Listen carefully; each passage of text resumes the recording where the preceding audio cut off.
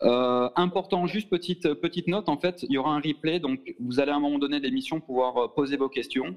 On vous fera éventuellement intervenir. Et vous êtes enregistré, donc faites-le en conscience parce qu'on ne pourra pas couper vos interventions.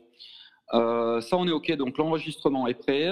Donc ce soir, les thématiques avec Judith. Donc Judith va nous raconter un petit peu son parcours et savoir comment elle est arrivée en tant que thérapeute aujourd'hui et comment ça s'est mis en place pour elle.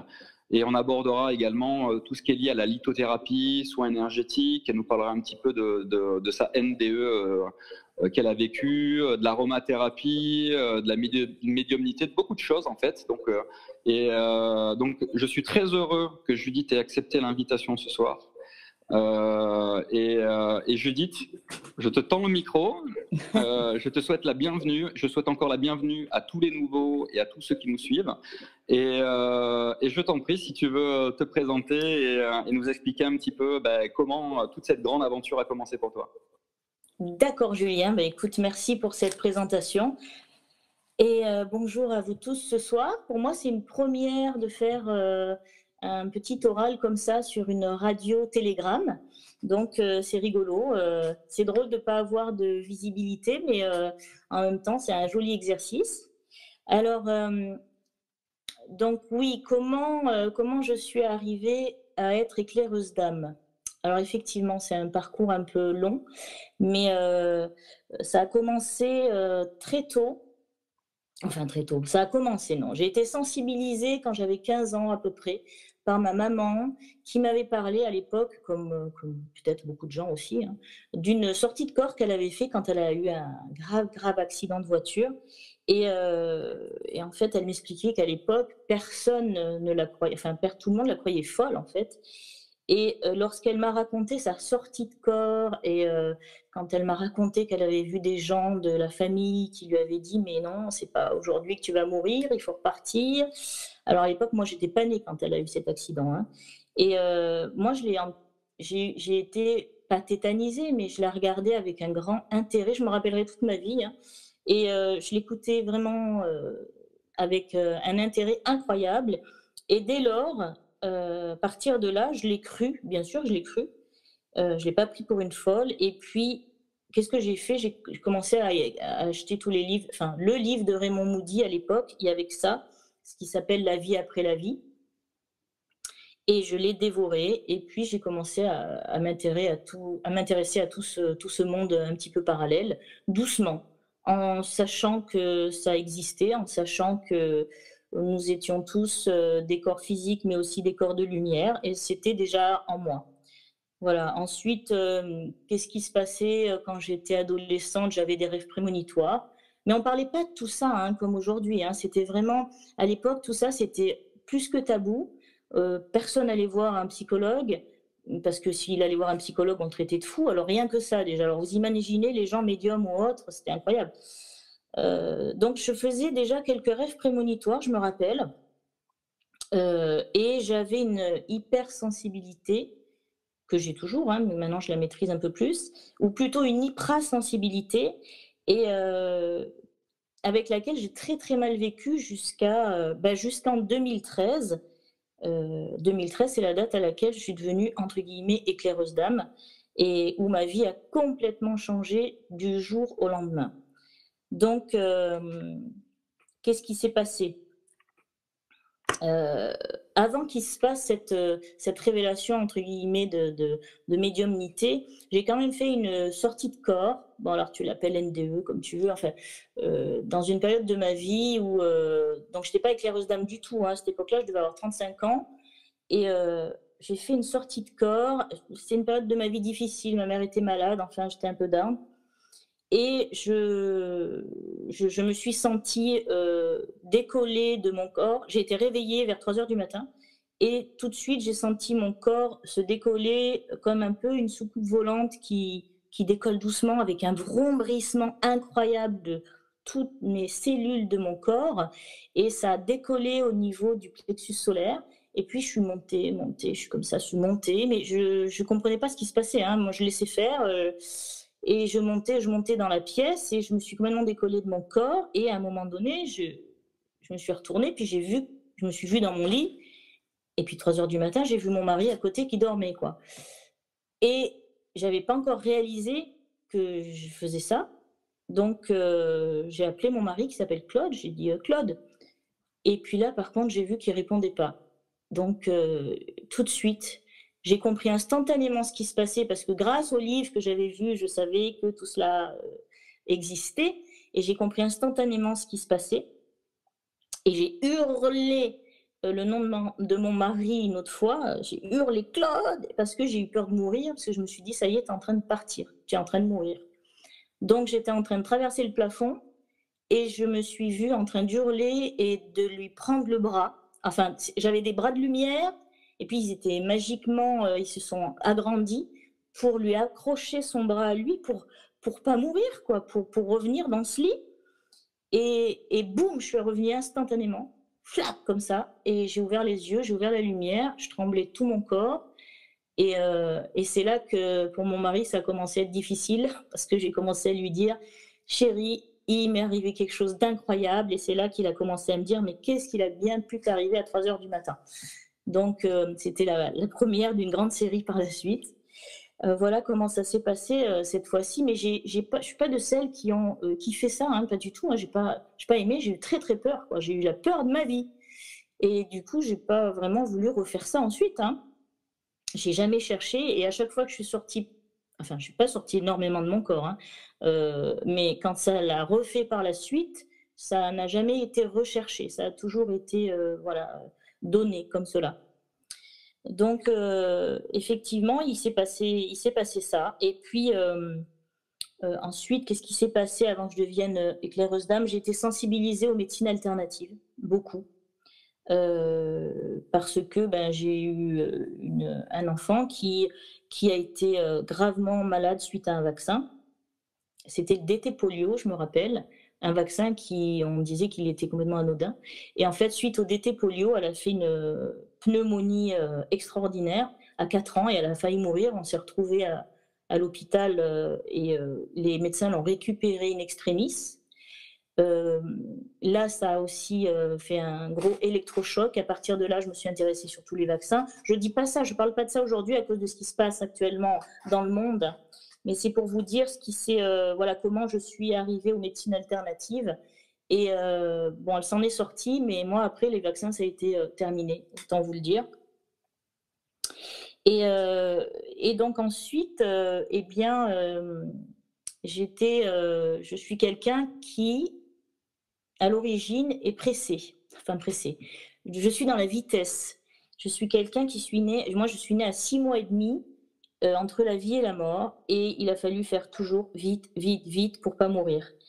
Et donc, vite et bien, en fait. Je suis tombée dans un mental excessif, absolu. Je suis tombée dans un contrôle. Donc, les gens qui me connaissent peut-être ici et qui sont venus en soins avec moi doivent se marrer parce que maintenant, je fais travailler sur le contrôle et le mental, hyper actif. Et c'était souvent obsédant, vous voyez. J'étais pas du tout à l'écoute de mon cœur. C'était vivre, en faire le plus possible, vite et bien. Et du coup, bah, j'ai commencé à avoir des problèmes dans ma vie. À force de vouloir tout faire vite et pas écouter mon cœur, j'ai commencé à avoir des problèmes. Donc, j'ai été gravement malade. J'ai fait une méningite à 24 ans, encore une fois entre la vie et la mort. Je m'en suis sortie. Et puis, ça n'a pas suffi. J'ai continué. J'avais pas compris à l'époque, moi, 24 ans, je n'étais pas du tout là-dedans. Donc, j'ai continué ma vie folle, ma vie trépidante de faire 1 million de choses à la fois. Et j'y arrivais, hein, sauf que je voyais pas, je sentais pas la fatigue, vous voyez. Alors, j'ai une grande énergie à la base, mais je n'étais pas capable de ressentir la fatigue parce que j'étais déconnectée de mon corps totalement. Et ensuite, résultat, au bout d'un moment, j'ai fini par avoir un accident très grave qui, encore une fois, cette fois-ci, m'a clouée pour de bon, puisque je me suis fracturé la colonne vertébrale dans un accident de luge. Et cette fois-ci, j'ai été arrêtée. Et là, ça a été une colère incroyable. Je ne comprenais pas pourquoi tout ça m'arrivait. Et pour vous dire, comme je ne lâche pas prise beaucoup, parce que quand on se casse la colonne vertébrale, je vous assure, on est sur un lit pendant des mois, on ne bouge pas. on ne bouge pas. Donc, il y a toute une vie qui est remise en question, mais quand on comprend rien, on comprend rien. J'étais bornée à l'époque, hein. Je me suis remise parce que Judith, elle était tellement mentale et qu'il fallait encore dans le contrôle. Allez, on y va, on se remet et on continue. Et j'ai continué ma vie de folle comme ça, je continue. Sauf que mon corps, il était plus comme avant. Et du coup, j'ai commencé à avoir, les douleurs n'ont jamais cessé. Et en fait, ça s'est empiré d'année en année. Je ne m'écoutais toujours pas. Et donc, parce que quand je me suis fracturé le dos, j'ai fait plusieurs hernies en même temps, tout le long de la colonne. Donc, il y avait la fracture, mais il y avait aussi les hernies. Mais ce n'est pas des petites hernies, hein. Donc, à force de ne pas m'écouter, donc moi j'étais artiste, hein, je faisais des tableaux, je faisais de la céramique raku, où on est dans des fours à 1000 degrés, où on travaille avec des objets lourds. Et je faisais ça et jusqu'à 1h du matin, des fois 1h30, j'étais dans les feux, dans les fours. Et puis les douleurs, de plus en plus se rapprochaient. Et puis petit à petit, j'ai commencé à être bloquée, couchée 1 semaine par mois. Puis après, à un moment donné, 15 jours par mois. Et là, c'était plus possible, quoi. Je pouvais plus vivre comme ça. Quand je vous dis des douleurs, c'est des douleurs atroces, hein. C'est pas des petites douleurs le cachet d'aspirine ne faisait rien. Et là, à ce moment-là, donc j'avais 45 ans. Lors d'une énième crise, je me rappelle très bien, j'étais dans mon lit, je ne pouvais plus bouger, à peine respirer, et mon cœur commençait à souffrir de la douleur, hein, commençait à dérater. Et là, je me suis dit, bon, je m'en fiche, je peux mourir. Je me suis complètement abandonnée, faites ce que vous voulez. Faites ce que vous voulez. Et en pleurant, voilà, c'était vraiment un abandon total. Alors maintenant, je sais que c'est au divin, mais à l'époque, j'ai lâché prise sur tout, d'un coup, comme ça. Et eh bien, à partir du moment où je me suis abandonnée au divin, c'est là que c'est arrivé. Donc après des années et des années de souffrance, de vitesse, de souffrance, de non-écoute de soi, de non-écoute du cœur, d'un mental vraiment excessif, absolu, extraordinaire. Je vous assure que les gens que je vois ici, souvent en soins, beaucoup ont un mental gros, mais je vous assure que j'étais quand même number one sur le podium. J'en suis pas vraiment fière, hein, mais je vous explique bien. Et c'est là que, du coup, le lendemain de cet abandon, une copine m'appelle, elle me dit « Oh, écoute, c'est pas possible, je connais quelqu'un, fais-toi faire un soin à distance et tu verras bien. » Alors je dis « Bah, écoute, moi, quand j'en suis, je peux faire n'importe quoi, je m'en fous. » Et en fait, effectivement, il y a une personne qui m'a fait un soin à distance et j'ai commencé à aller mieux. Alors, pendant ce soin, j'ai extériorisé, j'ai pleuré, il s'est passé des choses au niveau énergétique, je l'ai senti dans mon corps. Donc, ça m'a remué avec des gros sanglots. Et puis, petit à petit, dans la semaine, il y a eu une rémission, pas totale, mais dans les 10 jours, il y a une rémission totale de la douleur, ce qui est énorme à l'époque, vous voyez. Et donc là, je me suis dit, ah oui, quand même, il se passe quelque chose que je ne contrôle pas. Ça, c'était nouveau. Et donc, c'est arrivé 5-6 mois après, je me suis sensibilisée avec cette personne sur ce qui se passe dans d'autres dimensions, sur la spiritualité, choses comme ça. Et puis, 5-6 mois après, donc c'était le 9 juillet 2013 maintenant, ça va faire 8 ans cette année, eh bien, j'ai commencé à recevoir la nuit des messages. Donc, on m'avait dit quand même, on m'avait prévenu, on ne sait jamais, garde un papier, un crayon la nuit sur ta table de nuit parce qu'on ne sait jamais, tu risques de recevoir des trucs. Donc, et c'est arrivé donc, le 9 juillet 2013, j'avais 45 ans et j'ai commencé à recevoir des messages. Alors, c'était d'abord 10 phrases, magnifiques phrases, hein. Pour vous dire, des phrases au début, la première fois que j'ai reçu ça, je me suis dit, non, Judith, t'écris vachement bien, hein, c'est super cool, hein, t'es vachement forte. Et non, je me marre, parce que c'était pas de moi, bien sûr. Mais la première nuit, je me suis dit, ouais, c'est super, mon ego, il s'est gonflé d'un coup, mais il s'est vite dégonflé après, hein. Et les phrases du genre de mémoire, voilà, par exemple, la première, c'était la vérité quantique, c'est la lumière magistrale. Bon, ok. Après, il y en avait une autre, c'était... Oui, l'absolue vérité émane de la vacuité ou du néant. Vous voyez le genre de phrase. Il y avait une quinzaine de phrases comme ça. Donc, très, très de spiritualité pure. Je ne savais pas ce que c'était, hein, bien sûr, au début. Je ne savais pas pourquoi. J'ai cru que c'était moi pour moi. Et en ayant un petit doute quand même. Et puis, donc, j'ai laissé faire. Ça, c'était en pleine nuit, bien sûr. Et puis, ensuite, le lendemain, le 10 juillet, dans la nuit encore, hein, en pleine nuit, enfin ça devait être 4h30 du matin. Alors je peux vous dire que moi d'habitude la nuit je dors, hein, jamais je me suis réveillée la nuit pour écrire, c'est pas mon truc. Et donc me réveiller la nuit, ça a toujours été un cauchemar pour moi. Donc je me suis réveillée et puis donc ça me réveille, ça arrive dans ma tête et si je n'écris pas, ça fait comme un disque rayé. Je suis obligée d'écrire pour entamer pour que ça se finisse quoi. Et là j'ai écrit je ne sais pas combien de pages sur l'Atlantide. Et en écrivant, au bout de 10 lignes, j'ai commencé à comprendre. Mon cœur s'est mis à battre fort parce que j'ai compris. Ça allait très très vite. Il fallait que j'écrive très très vite. J'étais dans mon lit avec un grand cahier ou des feuilles. À l'époque, c'était des feuilles.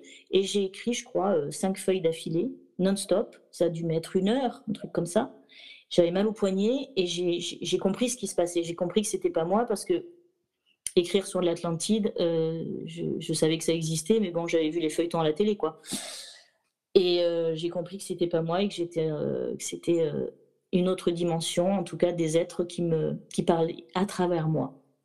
Donc c'est à ce moment-là que je suis devenue canal, du jour au lendemain. Et les écrits que je fais, c'est-à-dire les informations que je reçois, en fait, c'est pas une écriture automatique comme ça, c'est-à-dire que c'est des phrases entières et qui sont complètement formées avec les virgules, avec les mots écrits en gros, avec les lettres capitales. Et donc, c'est fini, quoi. Ça arrive fini dans ma tête. Et quand ça doit se finir, hop, ça y est, point final. Et je sais que c'est la fin, qu'il n'y aura plus rien après. Et il y a un truc, et Ouais. je dis, si je peux te poser une question, en fait, il y a quelque chose d'incroyable, en fait, quand on avait discuté la première fois ensemble, Ouais. c'est que, en fait, quand tu as commencé à recevoir ces messages-là, de ce que j'ai compris, c'est qu'en fait, tu as commencé à écrire plein de livres, en fait. Oui, en fait, c'est ça, parce qu'en fait, à partir de ce moment-là, donc l'écrit sur l'Atlantide fait partie du livre Pensée induite. En fait, c'est exactement ça. C'est-à-dire qu'au début, je ne savais pas, hein, mais tous ces écrits qui me sont arrivés ensuite, pendant 5 mois et demi, alors, c'est pas du non-stop, mais 5 mois et demi, c'est 2 livres. Donc, je ne sais pas si les gens ont déjà écrit ici, mais je peux vous assurer qu'écrire 2 livres en 5 mois et demi, c'est quand même une gageure, hein. Donc, j'écrivais la nuit, j'écrivais le jour, et j'écrivais, des fois, je voulais même faire une sieste l'après-midi après manger. Je me disais, c'est pas possible. Et ben, j'arrivais pas, parce que ça me prenait fou, il fallait que j'écrive. Et c'était ça avant tout. Donc, je crois que j'ai dû être aidée quand même au niveau énergétique, parce que sinon, c'est chaud quand même. Et j'étais en formation en même temps, c'est-à-dire que on m'a envoyé ces 2 livres. Au début, je ne savais pas que c'était des livres, hein. On me l'a dit après.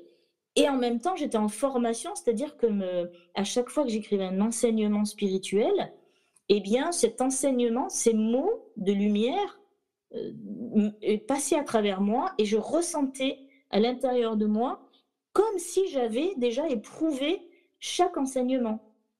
Tu vois, Julien? Ouais, Donc, tout à fait, ouais. Voilà, donc j'ai été entre guillemets formation, c'est-à-dire que je pouvais même poser n'importe quelle question, j'avais une réponse.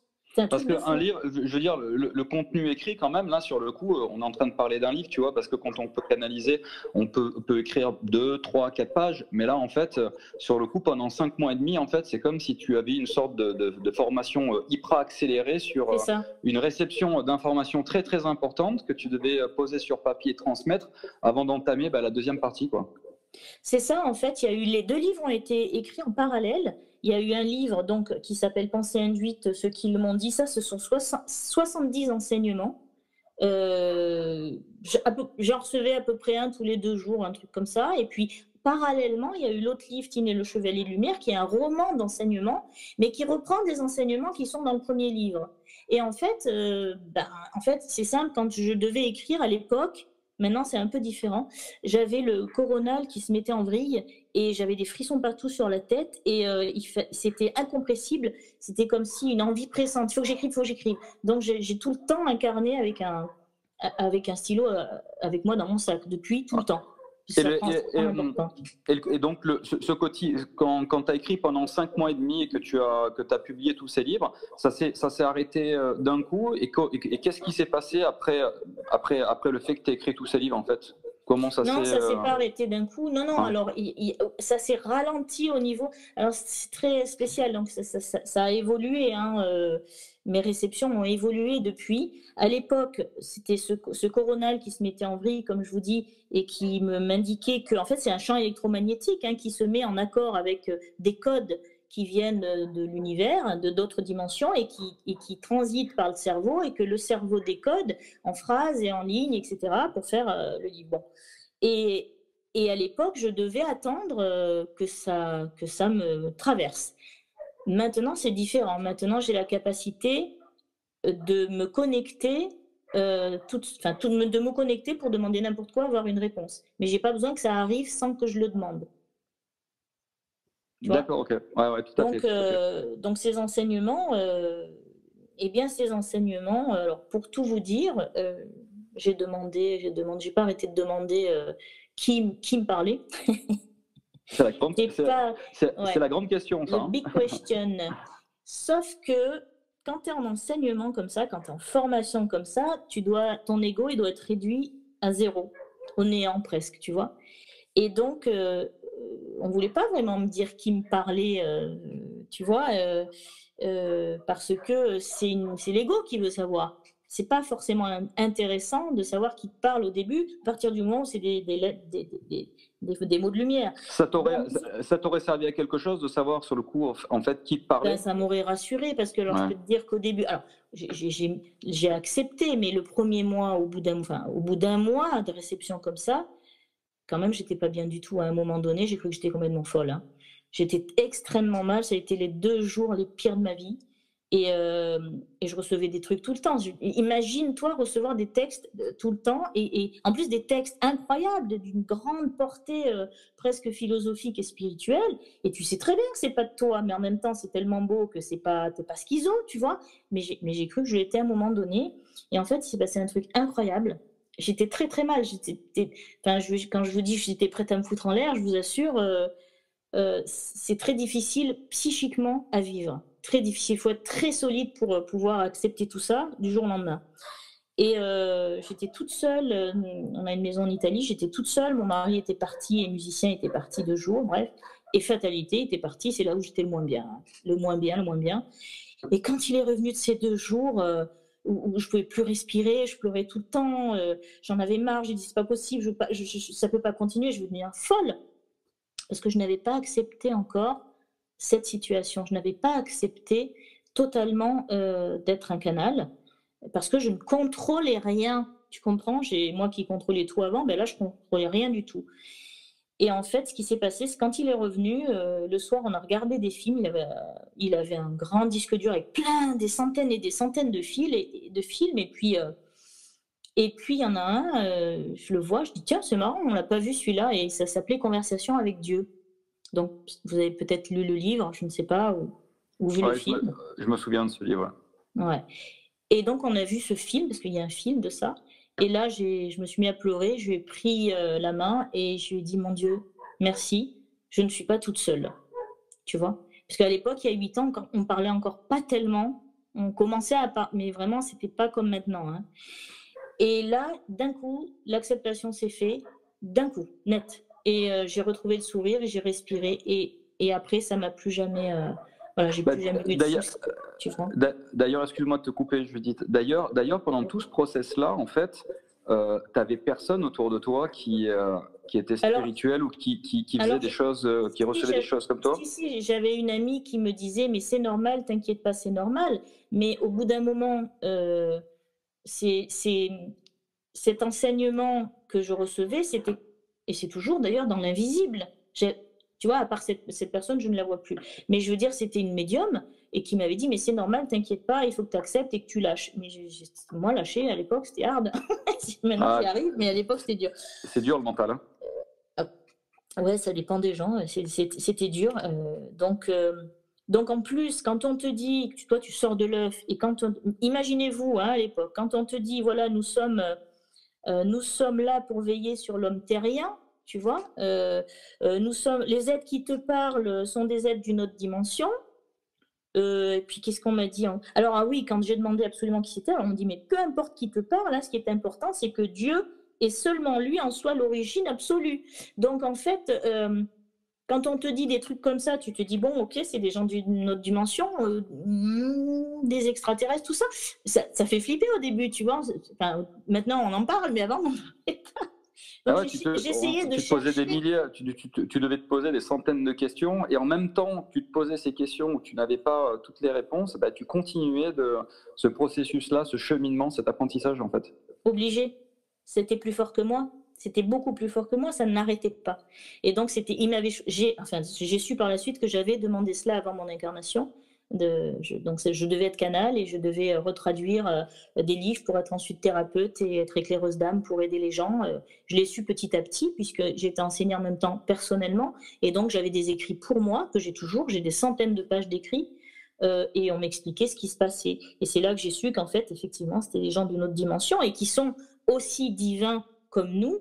Et ce sont des gens qui sont en charge de la Terre, hein, pour le bien-être de la Terre et des terriens. Et ils sont toujours là. Hein. Donc c'était très, très gros. Voilà, très, très fort.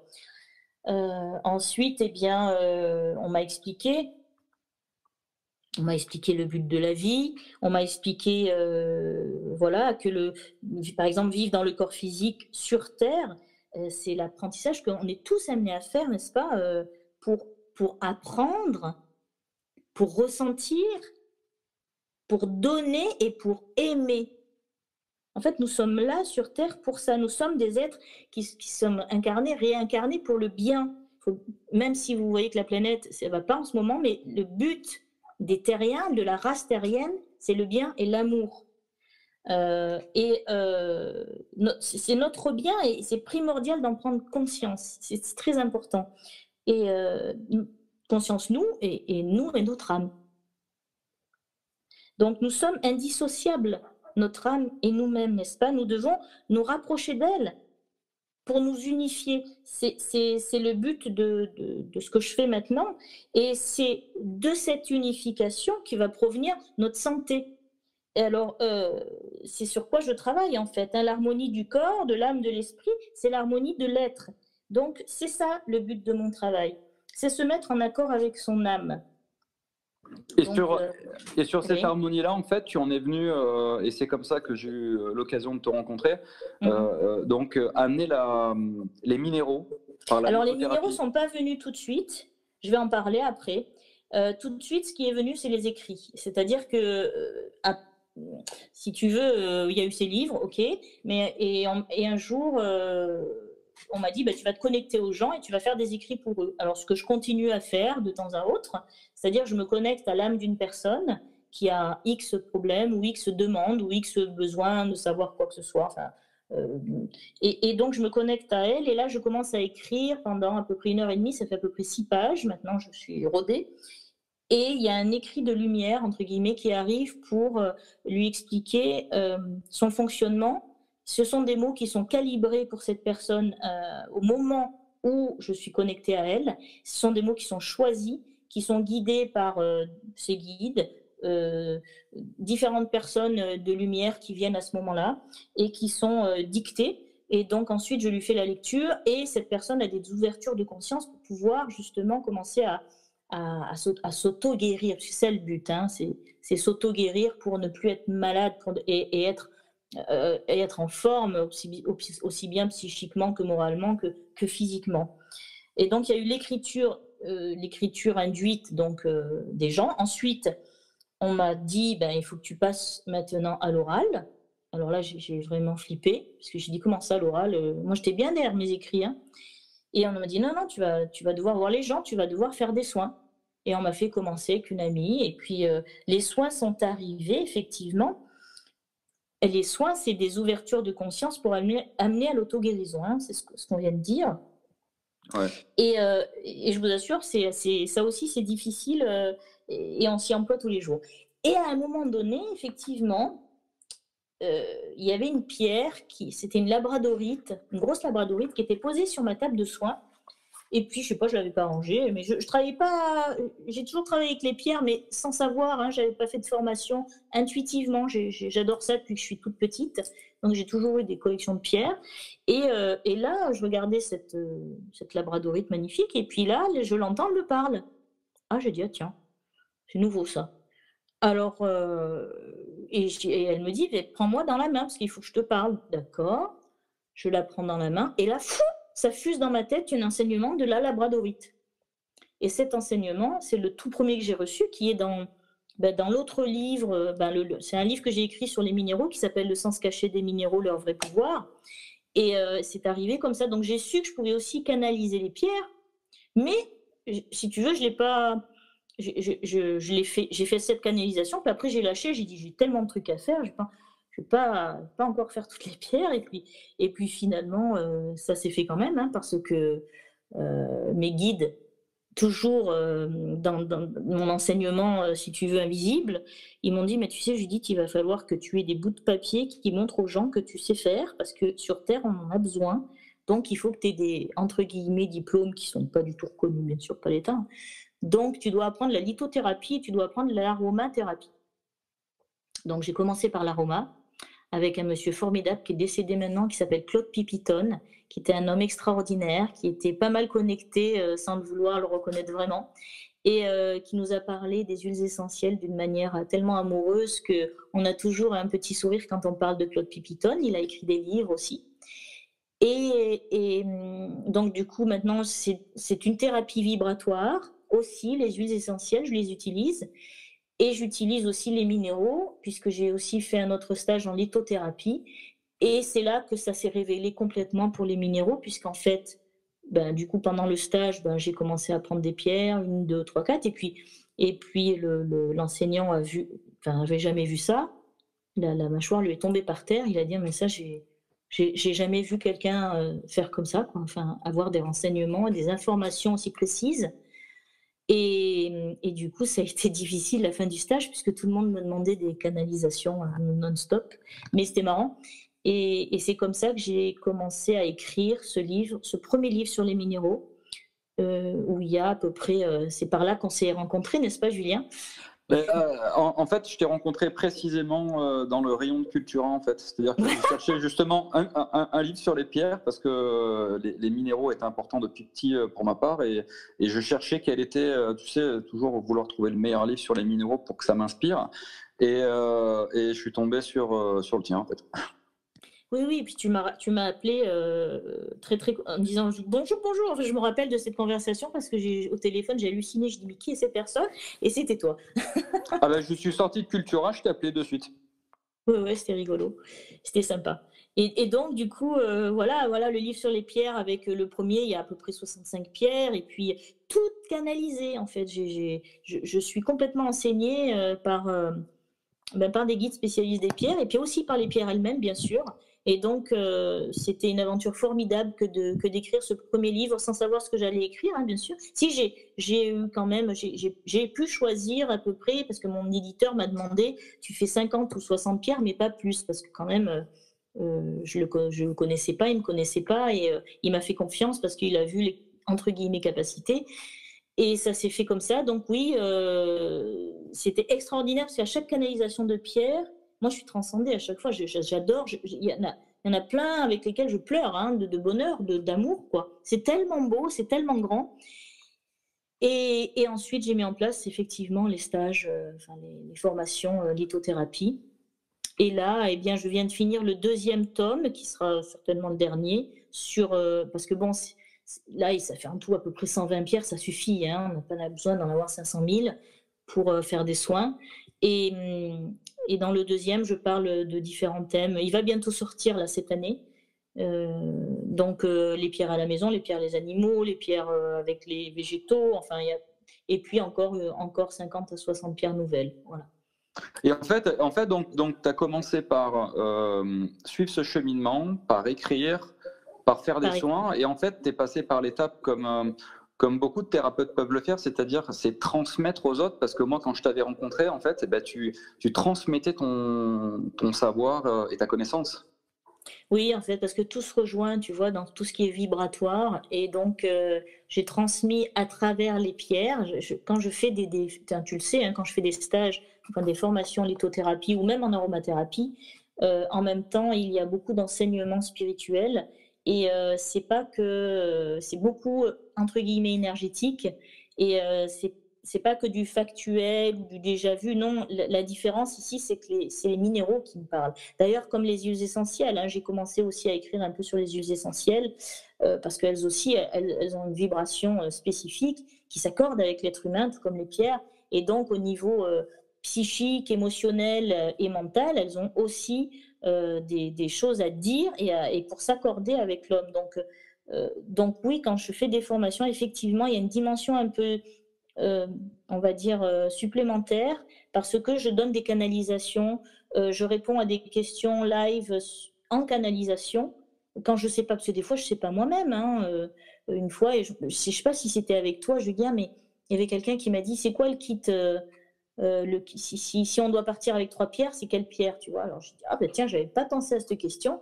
Et du coup, j'ai demandé en direct et on a eu la réponse en direct. Donc c'est vrai que c'est Ben, sympa. de ce Et que, ouais, puis, et puis vas-y, surtout, je excuse-moi. fais connecter, j'apprends aux gens à se connecter au minéral ou aux huiles essentielles. Ça, c'est important. Ouais, j'ai remarqué quelque chose de particulier en fait, c'est que effectivement il y avait une partie qui était transmission de savoir. J'aime pas dire le côté protocolaire, mais c'est important de transmettre des informations sur les minéraux, sur les formes, sur les tailles, sur les origines, sur beaucoup de choses. Et c'est vrai après quand moi j'avais vécu cette formation, en fait c'est comme si tu t'adaptais en fait à chaque âme que tu avais en face de toi et que justement, tu permettais à chaque âme d'être en expérimentation de ce que tu avais transmis comme connaissance. Et justement, en pouvant capter ces choses-là, bah, tu pouvais intervenir d'une manière individuelle et c'est ce qui était très intéressant en fait. Oui, c'est ça, parce qu'en fait, le truc, c'est qu'il y a des milliards d'âmes et chacune est différente. Donc, tu es obligé de t'adapter en fréquentiel à chacun ou chacune pour pouvoir donner la réponse la plus juste possible par ton filtre. Donc, tu t'adaptes et tu donnes la réponse à l'instant T, quoi, tu vois. Donc, c'est vrai que ben, j'ai cette chance de pouvoir voilà, m'ajuster au niveau fréquentiel. C'est ça un canal, hein, il s'ajuste à ce qui est vivant, donc que ce soit l'homme ou les animaux ou les végétaux ou les pierres. Et c'est comme ça qu'on peut avoir les informations. Donc c'est des échanges qui sont très puissants. Là, j'ai fait un stage récemment où il y a un monsieur qui a vécu une rencontre mariale extraordinaire. Il ne pouvait plus s'arrêter de pleurer avec une pierre. Je crois que c'est une aigle marine, il me semble. Et, euh, et ça modifie une vie, tu vois, parce que c'est un amour extraordinaire que tu reçois par les minéraux. Voilà, Ex- donc là on parle de exact. minéraux, hein, donc Ouais, voilà. et sur les minéraux, moi, ce qui m'avait vraiment surpris, c'est qu'en fait, à un moment donné, tu donnes des pierres à chacun et en fait, tu permets à chacun justement d'activer cette intuition, ce C'est ressenti, ça. ce J'explique. canal. Ouais, Et tu ouais. fais expérimenter justement pour faire comprendre que l'autre eh ben, peut ressentir ces choses-là. Et l'expérimentation, je trouve que c'était quelque chose de très important en plus de la connaissance et du savoir que tu transmettais. Ouais. Oui, puisque tant que tu ne ressens pas à l'intérieur de ton corps, c'est pas fini l'histoire, hein. Ça ne suffit pas. C'est comme n'importe quel enseignement, tu peux lire beaucoup de choses sur la patience. Tant que tu l'as pas expérimenté toi dans ta vie, tu ne l'auras pas ressenti à l'intérieur de toi, ça restera dans le mental. Il faut que tu le sentes dans ton corps. Il faut que tu le sentes au niveau émotionnel. Et c'est pour ça que sur Terre, nous avons. La vie n'est pas facile, hein, mais nous avons cette grande chance d'avoir des émotions qu'il n'y a pas forcément dans d'autres dimensions partout, tu vois.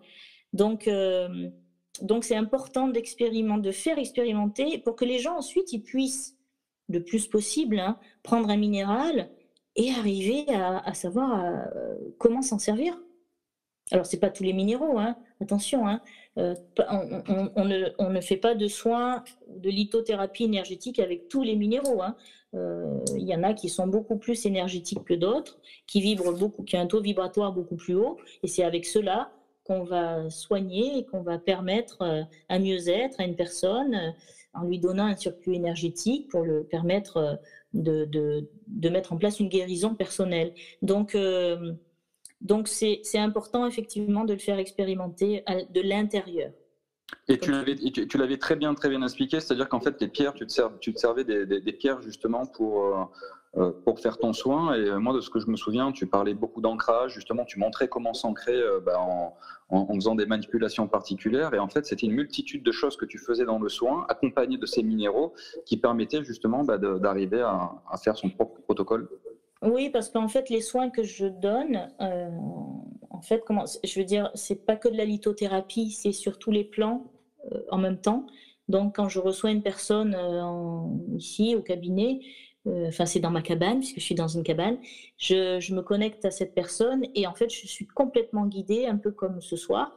Et je fais confiance. Alors là, je peux vous dire que maintenant, j'ai appris à faire confiance et je lâche tout. Et je sais que je suis pas toute seule, hein.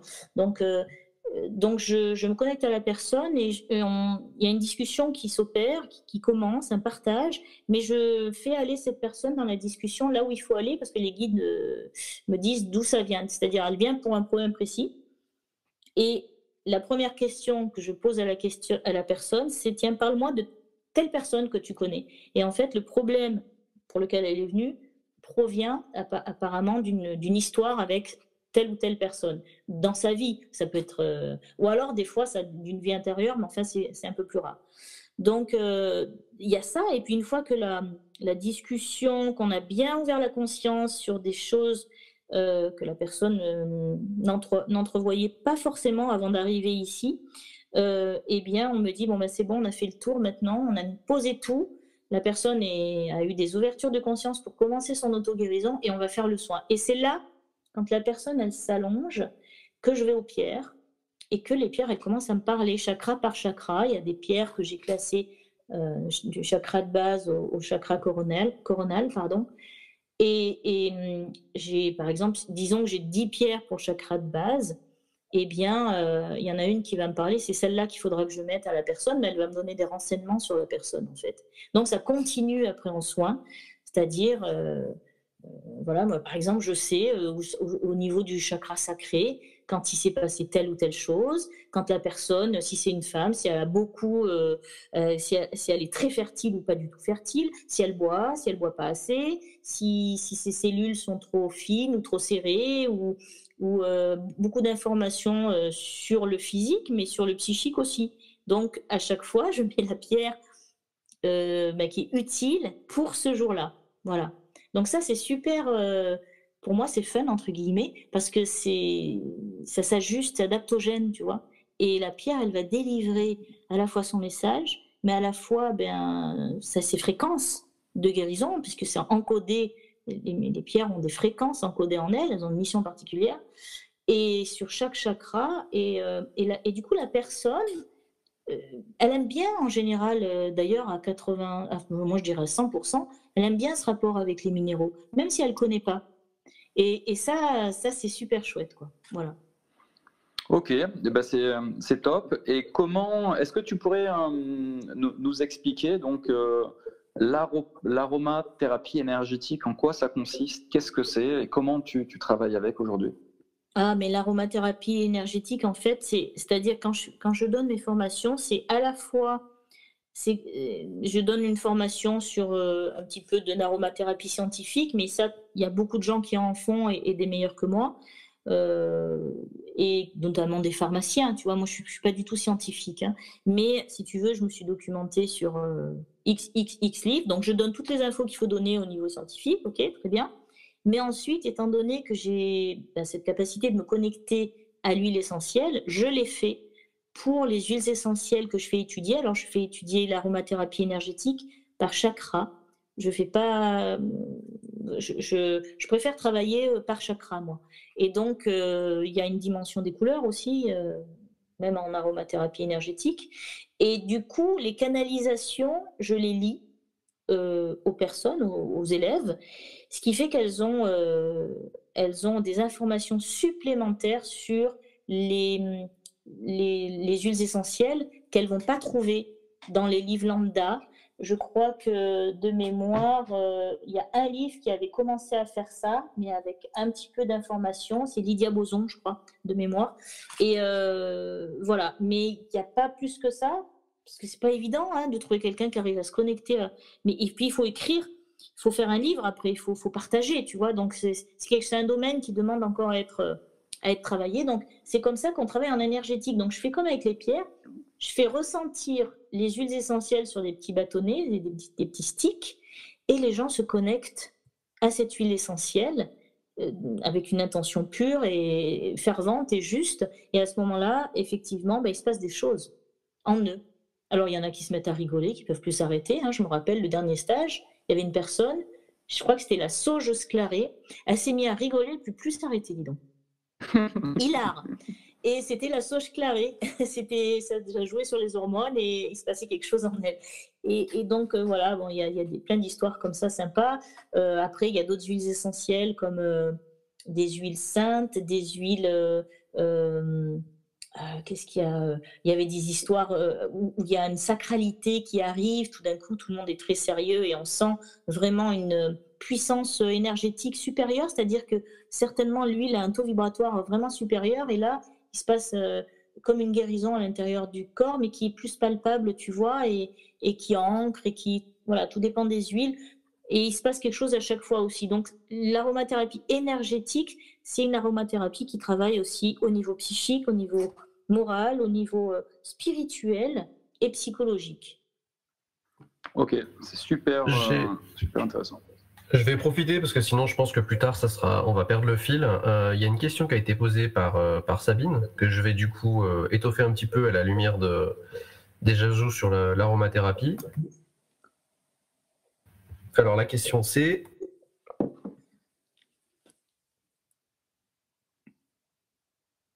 comment les minéraux qui sont a priori dans une autre dimension que nous, parce qu'ils sont en 1D, peuvent avoir une influence sur l'être humain qui est en 3D? Et puis il y a indirectement une question par rapport à est-ce qu'on considère que les minéraux et donc par extension les huiles essentielles et les plantes, etc., ont une conscience et comment ça interagit avec nous? Oui, ils ont une conscience, hein, bien sûr. Alors, il faut que tu me poses une question les unes après les autres parce que sinon j'oublie la première. Alors, Pardon, ouais. La deuxième, oui, bien sûr, les minéraux, les végétaux ont une conscience, ont une âme et elles vivent. Ce n'est pas inerte. Et donc, à partir de là, c'est vivant. Hein, ça veut dire que c'est vibratoire, ça veut dire qu'elles émettent une fréquence. Donc, si vous connaissez un petit peu la biorésonance quantique, vous savez que tel ou tel organe vibre à telle ou telle fréquence. Et c'est exactement la même chose pour les plantes, les minéraux. Donc, il y a même certaines machines, entre guillemets quantiques, on appelle ça comme ça, c'est de la biorésonance en fait, qui ont des programmes et qui délivrent certaines fréquences des minéraux, enfin, des élixirs de minéraux ou alors des fleurs de bac aussi ou des huiles essentielles. Ça commence à sortir. Et d'ailleurs, je travaille avec aussi. Et donc, ça s'adapte. C'est adaptogène. Ça va s'adapter au corps humain. Et donc, c'est-à-dire, elles vont interagir avec la fréquence de tel ou tel chakra qui est en suractivité ou en sous-activité, et pour l'harmoniser, en fait. C'est au niveau vibratoire que ça se passe. C'est des ondes. Voilà. Et la première question, je ne me rappelle plus, c'est quoi? C'est du coup comment ça se fait que des éléments dans d'autres dimensions que nous, tels que les minéraux et les plantes, peuvent interagir avec l'être humain? Ils sont dans notre dimension, là. Hein. On les voit, on les touche, hein, ils sont là. C'est juste la fréquence qui n'est pas la même. Alors, pour la petite histoire, lors d'une méditation, on m'a fait devenir un arbre, on m'a fait devenir une plante, une feuille, on m'a fait devenir une herbe, et on m'a fait devenir un gros caillou qui était par terre. Et on m'a fait devenir la terre aussi. Et en fait, quand j'en suis arrivée à la pierre, posée par terre, mon corps s'est mis à ralentir d'une manière. En fait, je parlais comme un disque ralenti. Enfin, c'était encore plus lent que ça. Et je bougeais, mais c'était très, très, très, très, très lent. Et donc, le minéral vibre très lentement par rapport. Bon, j'en parle même pas par rapport à l'homme, hein, mais donc les personnes qui ont cette capacité de se connecter vont faire comme une syntonisation de radio, hein, vont se connecter à cette fréquence-là. Et ensuite, elles peuvent capter le message. Voilà.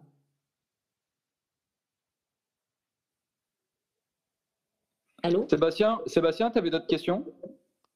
C'était juste celle-ci là que j'ai vue de Sabrina et je me suis dit que vu que c'était dans la continuité, autant la poser maintenant plutôt que relancer le sujet plus tard. Ben moi, je peux en poser une question, Judith. Oui. Quand tu dis que qu'elle te parle, est-ce que tu as une interaction, enfin, quand tu fais un soin avec elle, avec tes pierres, le contact que tu as avec elle, tu reçois des mots que tu entends dans ton esprit, ou alors c'est juste, enfin, quand je dis c'est juste, c'est comment en fait est ton dialogue? Est-ce que ce sont des mots, des phrases que tu entends dans ton esprit? Ou est-ce que ce sont... Voilà, tu reçois une information, c'est-à-dire une intuition de faire quelque chose. Alors, il y a deux choses.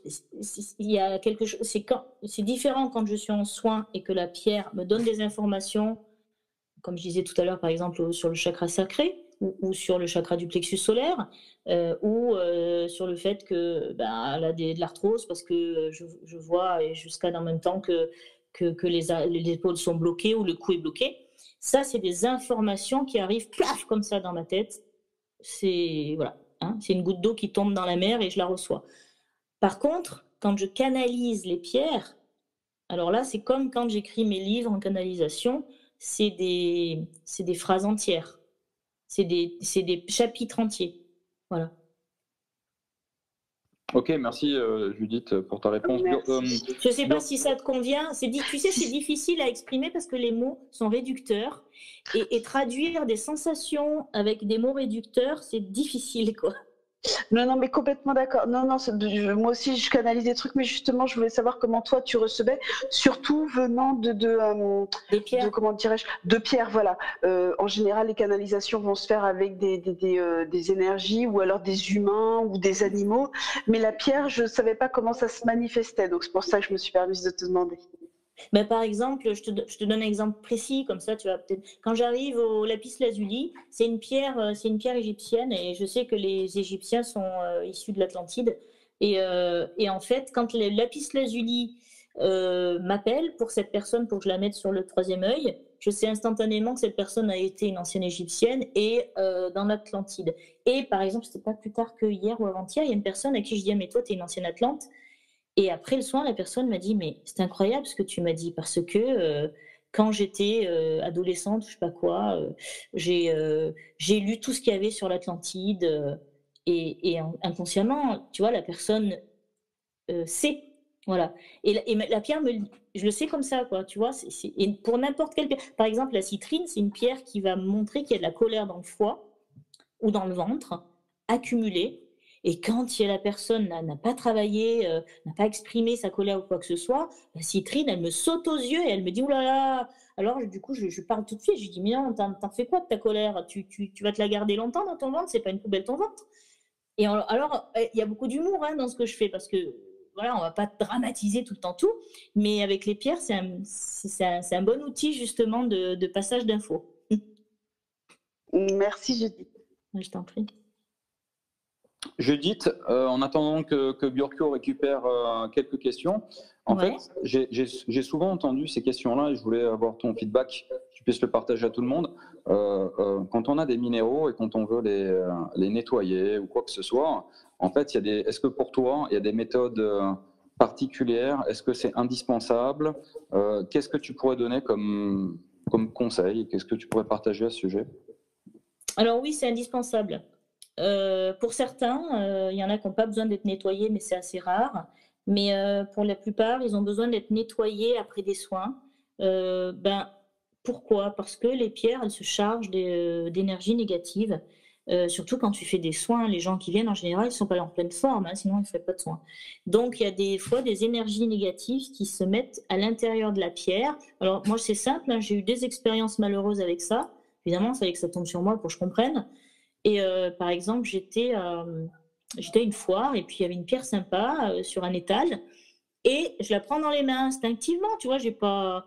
Et de la main à l'intérieur du bras, j'ai senti quelque chose qui rentrait à l'intérieur de moi, mais pas cool du tout. Et à partir de là, en fait, c'est une entité qui m'est rentrée dedans. J'ai été très très mal, mais très très mal, hein, du genre avoir envie de sauter par la fenêtre. J'ai dû me faire nettoyer aussi sec, hein, parce que j'ai dû trouver quelqu'un pour me nettoyer, et c'était la pierre. Ensuite, c'est arrivé une autre fois, il y a 1 an et demi, je suis allée à Sainte-Marie-aux-Mines chercher des minéraux, justement. Et il y avait une personne qui mangeait avec nous et qui avait un pendentif dans une pierre spécifique qui venait d'Égypte, avec laquelle on a fabriqué des tombeaux égyptiens d'ailleurs. Et il me montre son pendentif, tu vois, je le prends dans les mains.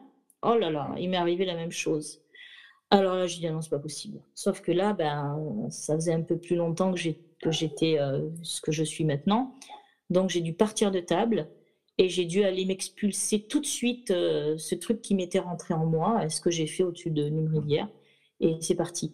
Mais donc, elles peuvent se charger des fois d'entités, comme je viens d'en parler, mais aussi d'énergies perverses, négatives, qui ne nous appartiennent pas. Donc oui, il faut les nettoyer.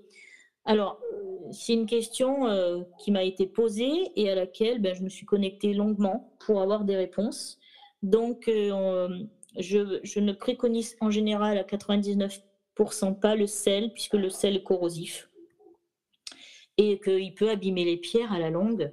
Donc je le préconise en général pas. C'est rare. Il faut regarder dans les livres. Il y a peut-être 2 ou 3 pierres où on peut un peu donner du sel. Mais sinon, c'est souvent de l'eau fraîche. Et puis on fait couler l'eau pendant un moment sur la pierre. Et ensuite, alors, il y a des fois un peu de fumigation aussi. Ça peut marcher sur certaines pierres.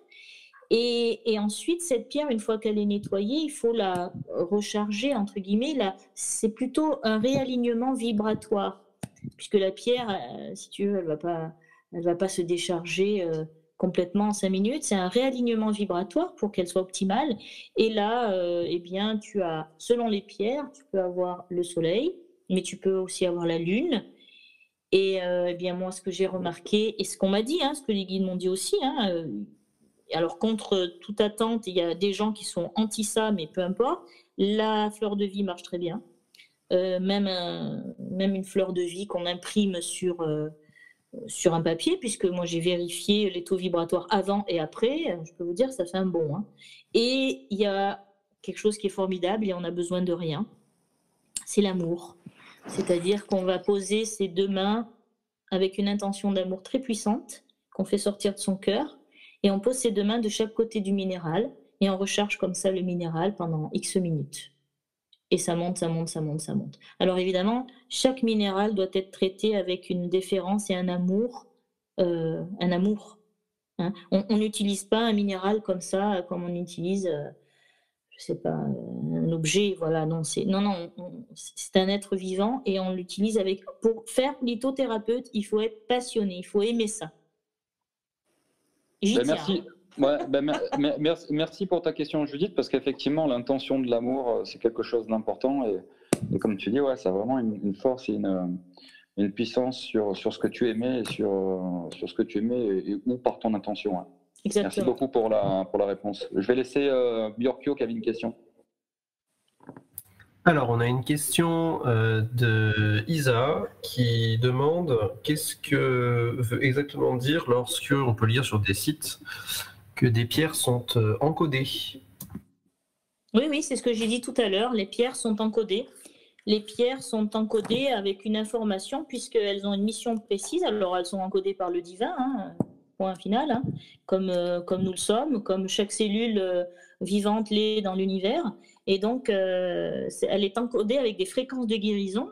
Et ces fréquences de guérison vont se syntoniser avec, grâce à l'intention et la foi du thérapeute, hein, et qui lui interagit avec la pierre, bien sûr, et donc va syntoniser avec son hôte.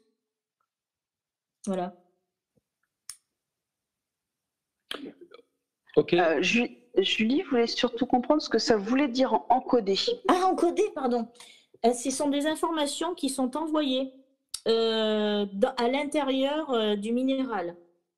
Comme nous avons des informations qui sont envoyées à l'intérieur de nous, eh bien, il y a des informations qui sont envoyées. Alors, c'est des informations d'ordre... Bon, faudrait faire un peu de physique quantique. Hein. C'est des informations, c'est des fréquences qui vont être émises ensuite. Donc, les fréquences arrivent dans la pierre et la pierre redistribue ces fréquences. Chaque pierre vibre à une fréquence avec multiples fréquences, puisque dans une pierre, il y a plusieurs oligo-éléments. Il y a des fois des pierres qui ont plusieurs minéraux à l'intérieur d'elles, qui ont plusieurs cristaux à l'intérieur d'elles. Et donc, chaque pierre n'a pas une seule fréquence, mais plusieurs.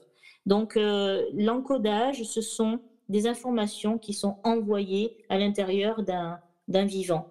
Alors, donc, pour la petite histoire, je ne sais pas si vous aimez bien les petites histoires rigolotes. Ah ouais.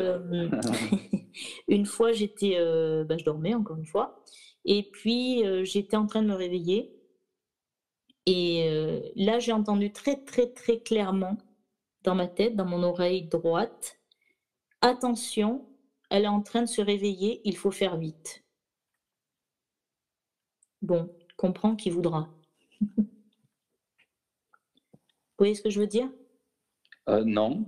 Attends. Eh bien, ça veut dire que j'étais en train d'être encodée, ça veut dire qu'on m'envoyait des informations au niveau fréquentiel dans mon cerveau pour que je... Alors, ces informations, je ne sais pas pourquoi ce jour-là, elles m'étaient envoyées, dans quel but, mais ce que je sais, c'est que voilà, il y a des personnes, beaucoup de personnes, sinon presque toutes sur Terre, on leur envoie des informations donc, qui sont encodées.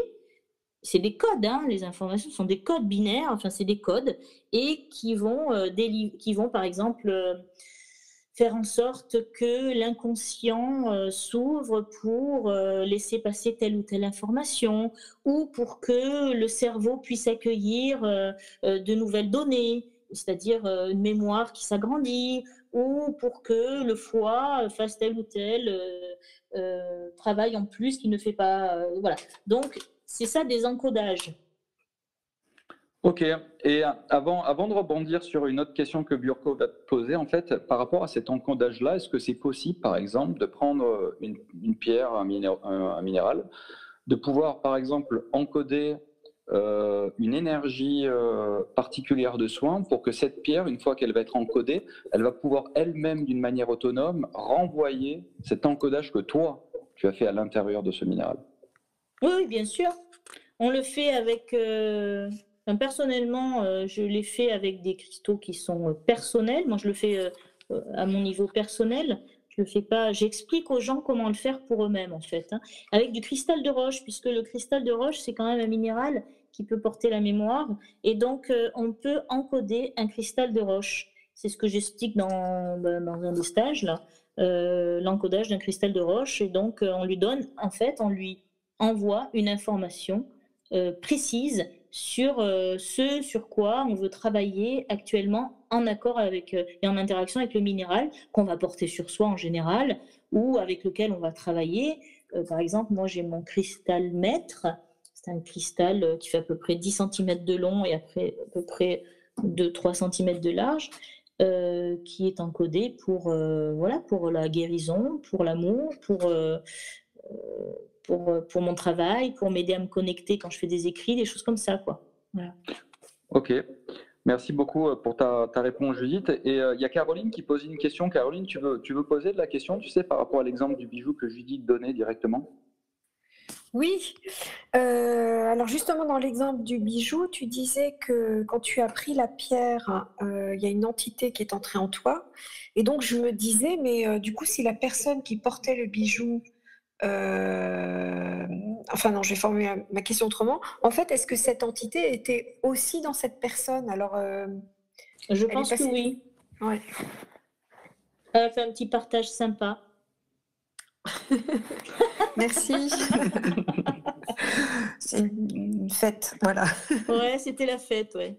Je hais ce genre de fête. Merci. Je t'en prie. Burkio, je te laisse prendre le relais pour les 2 autres questions. Alors, une autre question de Fabi qui demandait que tu parles du cœur de l'Uruguay. Cœur d'Uruguay. Ah, je suis jamais allée le toucher. On en a parlé, ma sœur m'en a parlé, j'ai des photos. Alors, je vais être très... C'est très simple, je n'ai jamais travaillé dessus, je n'ai jamais rien demandé dessus et je ne veux pas vous dire quelque chose qui risque de ne pas être juste. Donc, je ne peux pas répondre à une question sur la pierre de l'Uruguay parce que je n'ai pas les informations. Je pense que... Alors, d'après ce que je regarde... Excusez-moi, je suis en train de me connecter à la pierre. C'est une pierre qui vibre, il y a des rayons très puissants, assez courts. Donc, il y a une grosse puissance à l'intérieur, mais des rayons courts. Et je pense qu'elle doit délivrer de l'énergie par ondes courtes et de manière puissante d'un coup. Je vois au niveau plutôt technique comment ça se passe là. Et après, quant au reste, il faudrait que j'ai une canalisation précise, mais je ne peux pas le faire là parce que ça durerait peut-être 1 heure. Tu vois, c'est qui a posé la question? Tiens, je vais le noter, je vais le faire. Tiens, c'est un travail que je vais faire. Merci.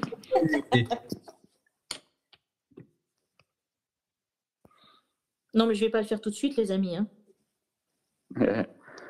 Moi, je vais lancer une question de Mélissa qui dit « Qui envoie les codes ? Est-ce qu'un thérapeute peut encoder des personnes de manière positive pour développer la conscience ou des capacités extrasensorielles ?» Alors, dans l'absolu, qui envoie les codes?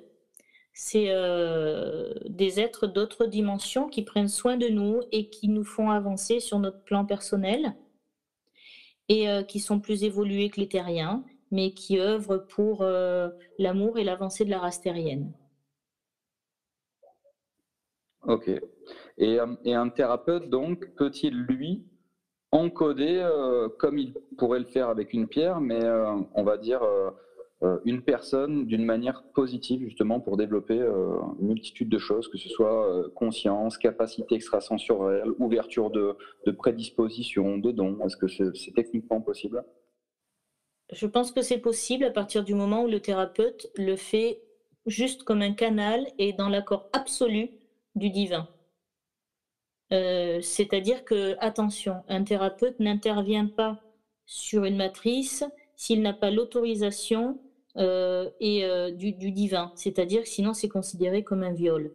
Alors, il doit demander l'autorisation et à ce moment-là, il ne sert que de canal. C'est-à-dire que s'il y a quelque chose qui doit passer, les guérisseurs, ils le savent, hein, ils posent la main et ils font passer et ils ne savent pas ce qui se passe forcément, mais il y a des choses qui passent.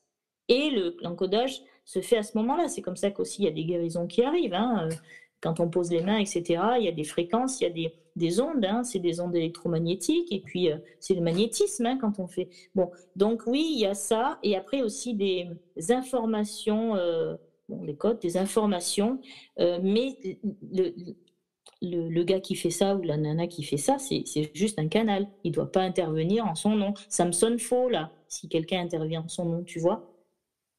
Tout à fait, c'est-à-dire qu'en fait, on ne va pas voir un thérapeute pour se faire encoder. En fait, on va voir un thérapeute parce qu'on a besoin de recevoir son aide. Et à ce moment-là, lui, en tant que canal, il va recevoir des informations. Et si c'est le moment pour la personne de pouvoir activer si c'est le moment, chose, s'il a le droit, si on lui donne l'autorisation d'agir, d'agir au nom du divin, hein, attention, oui, mais c'est ce que font tous les guérisseurs tout le temps. Ils se mettent en fait en retrait et ils demandent non seulement l'autorisation au divin à chaque fois qu'il y a un soin, chaque guérisseur demande l'autorisation, il ne fait pas ça comme ça, hein, et il demande la protection. Et à ce moment-là, il agit, en tout cas c'est moi ce que je fais, c'est-à-dire je fais tout, on me dicte ce que je fais, c'est-à-dire que toutes les paroles que je dis, ça ne vient pas de moi. D'ailleurs, j'oublie tout ce que je dis après. Alors, bon.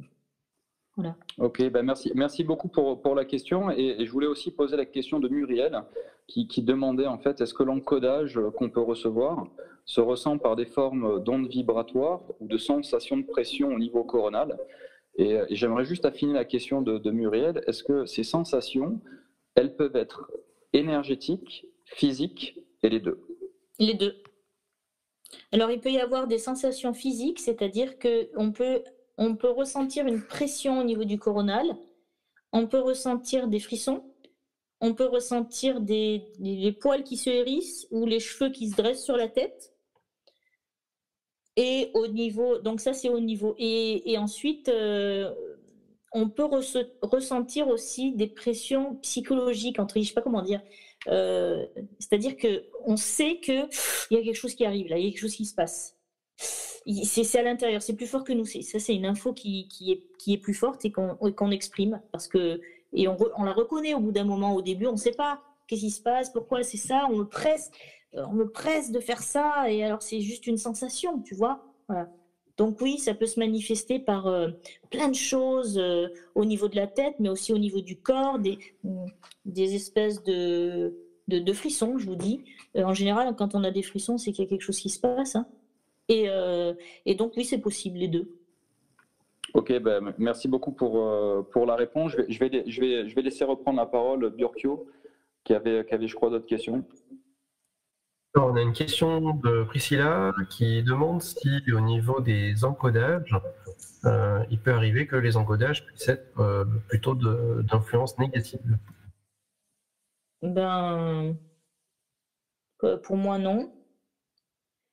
Je parle que de ce que je connais. Hein. Donc, pour moi, non. De ce que je sais, parce que je n'ai pas eu de soucis avec... De toute façon, vous savez, tout le monde a ça, hein, pour son évolution personnelle, son âme, etc. Il y a un ajustement qui se fait pour pouvoir passer certaines étapes de la vie, etc. Et personne ne le sait. Moi, je l'ai entendu parce qu'ils ont dû se planter sur la syntonisation du truc, puisque j'ai entendu qu'ils se disent qu'il faut faire vite, elle se réveille. Mais à mon avis, il n'y a pas beaucoup de gens qui doivent entendre ça. Hein. Ou alors, on les enferme. Bon, on ne va pas enfermer. Mais, des encodages négatifs, oui, si les gens qui font de la magie noire, oui, ça c'est sûr. Et ouais, on va dire que l'encodage ou toute intention. Mais moi, ça, j'en parle pas ici, quoi. Tout doit partir du. C'est peut-être pas question d'en parler, quoi. Ouais, tout doit partir d'une intention d'amour à la base, quand on veut encoder ou envoyer de la lumière. C'est un minéral. Là, on parlait de cristal. Là, on est en train de se cristalliser sur autre chose. Mais ce qui est important, c'est les encodages, les informations, on va dire information, puisque le monde est informationnel, l'univers est informationnel, on va parler de ça. L'information que nous recevons tous et à notre insu la nuit, eh bien, ce que jusqu'à présent, ça vous a gêné, vous ne le savez même pas. Mais en général, c'est fait pour notre bien, c'est fait pour notre avancement au niveau de l'âme, vous voyez, ce que j'ai dit tout à l'heure. Donc, ça ne doit pas faire peur, ça existe. Ça ne va pas faire peur, et puis voilà, il faut juste l'accepter comme quelque chose qui fait partie de notre évolution, tout simplement. Super, merci beaucoup pour toutes ces précisions. Est-ce que alors, deux questions générales. Est-ce qu'il y a d'autres personnes qui auraient des questions? Je vous propose de venir les poser sur le chat. Il reste à peu près 15 minutes d'émission avec Judith. Et entre-temps que ces questions vont être posées, est-ce que... Alors, il y a Keia. Alors, Keia voulait poser une question. Je vais lui donner la parole. Vas-y, Keia. Bonjour, Keia. Bienvenue à toi. Salut. Bonjour, Judith. Alors, j'ai écouté très attentivement tout ce que tu as dit parce que c'était hyper enrichissant. Et en fait, ça m'a beaucoup parlé, tu sais, le fait que tu disais que tu as écrit un texte sur l'Atlante. Et je voulais savoir... si du coup tu avais déjà entendu parler de l'ordre blanc. Non. Parce que moi j'ai canalisé un texte sur ça en fait, et c'est en lien avec les Atlantes. Ah non, je connais pas. Non. On m'a donné, si tu veux, on m'a donné, pour le livre Tin et le Chevalier de Lumière, on m'a donné des informations sur l'Atlantide.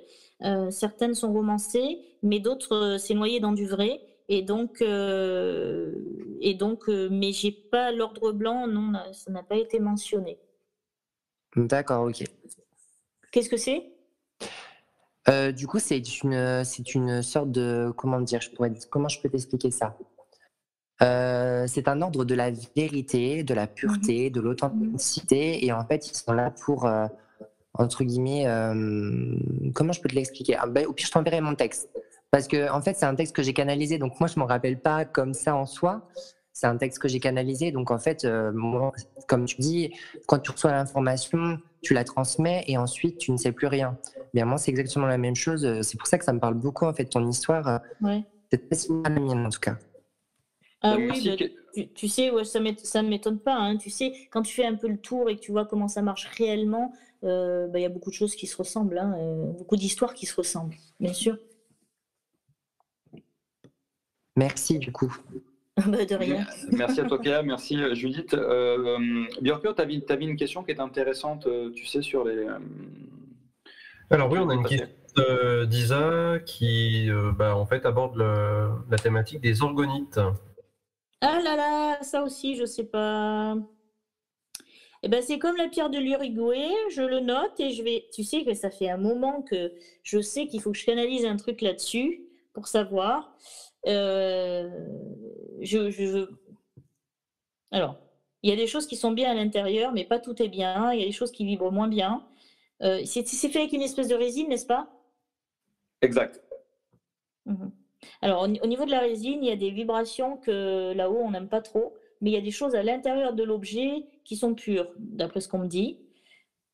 Alors, moi, j'ai affaire à des puristes, les amis. C'est-à-dire que les puristes, c'est des... Je me marre parce que c'est ce qui est naturel. Donc, le métal est l'or, le cuivre, l'argent, les métaux nobles, etc. Ça, c'est naturel.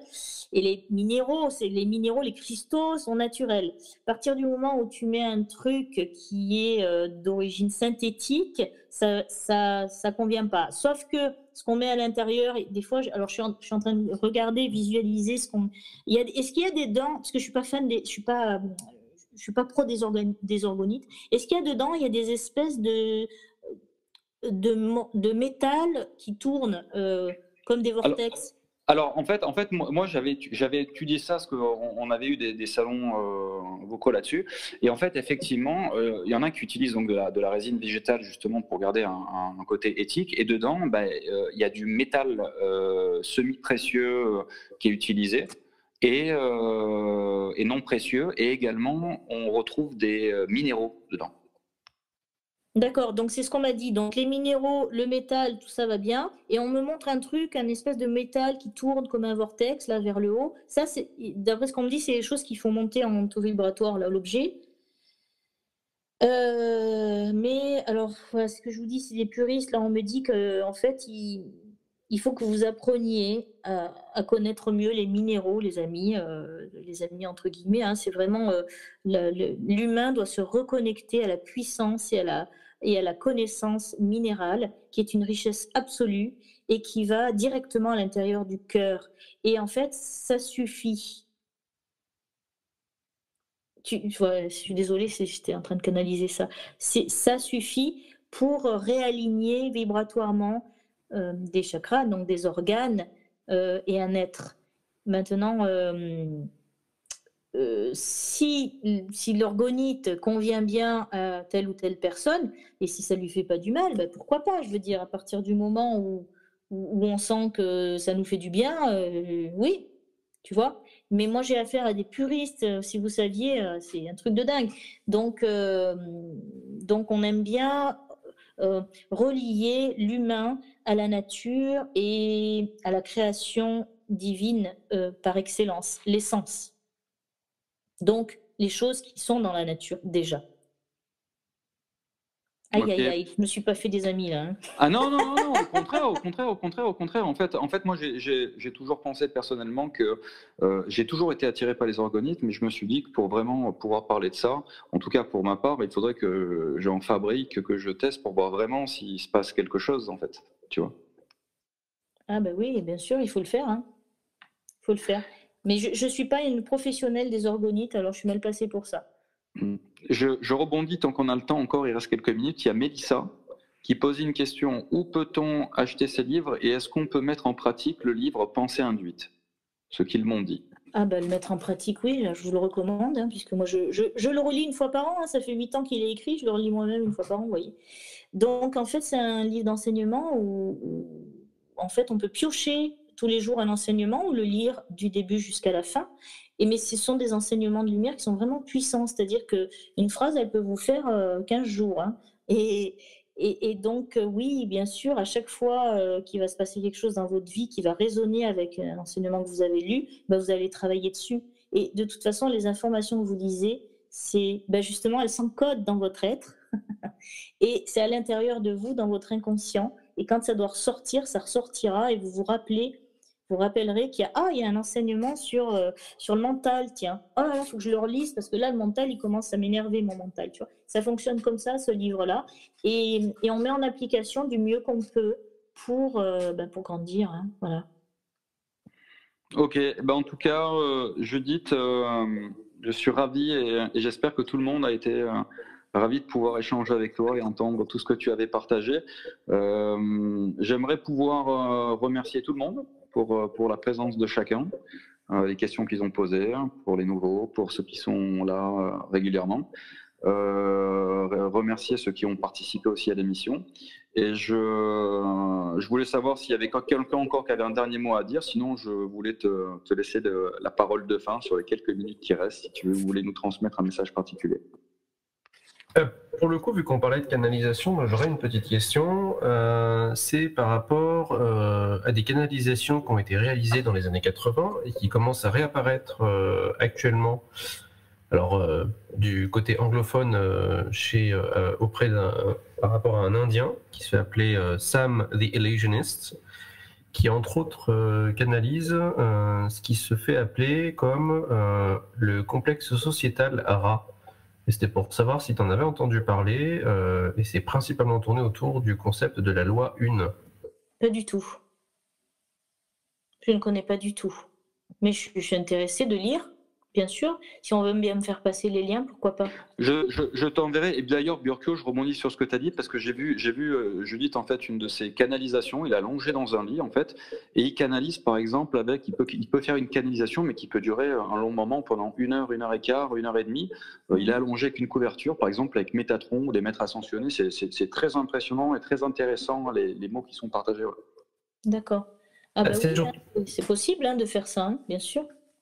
C'est surtout que par rapport à ce que j'ai pu commencer à lire en fait, des canalisations qui ont été réalisées dans les années 80, ça parlait entre autres justement du rôle de guérisseur, enfin d'intervenant entre guillemets guérisseur, ce qui rejoignait beaucoup ce que tu expliquais en disant que dans ces cas-là on se positionnait que en tant que conduit de quelque chose qui nous passait à travers et puis qui ensuite allait toucher la personne qui souhaitait en tout cas bénéficier d'un soin.